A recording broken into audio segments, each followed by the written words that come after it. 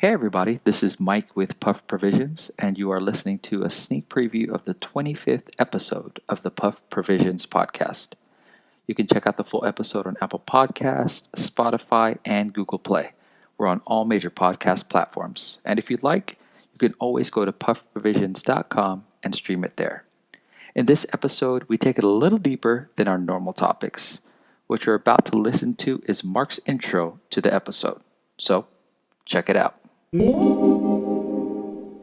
Hey guys, and welcome to a very special edition of the Puff Provisions podcast. In this episode, we took a turn at a highly charged topic. Yes, this is very much in lieu of recent events regarding George Floyd, so heads up, we very much go there. But for me personally, I wanted to say something in particular before this episode unfolds. My closing thoughts presented to you from the start. I blame Facebook. I blame Facebook for not teaching us how to properly use their world. In hindsight, the newsfeed was the dumbest thing ever and is positioning itself as the most irresponsible feature ever made. The endless wave of scrolling of half-baked content has forced us to present and interpret information in a short-sighted way. I'm no better, rest assured. I've clicked that share button too. But now more than ever, it's time to metaphorically pause. Think before you speak, as my stepdad would often tell me. I never listened during my adolescence, but I am now.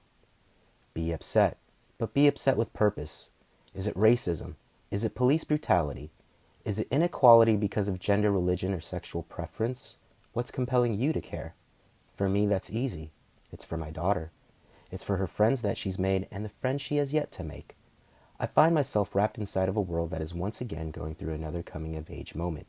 And it's important for me to not coast through this. Our daily ignorance towards each other is the biggest learning curve to address.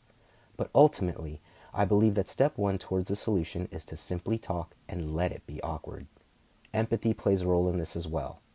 There are bad cops, but you better bet your bottom dollar that good ones exist too. Police reform is needed, but it's not one-sided. Frankly, I couldn't be a cop.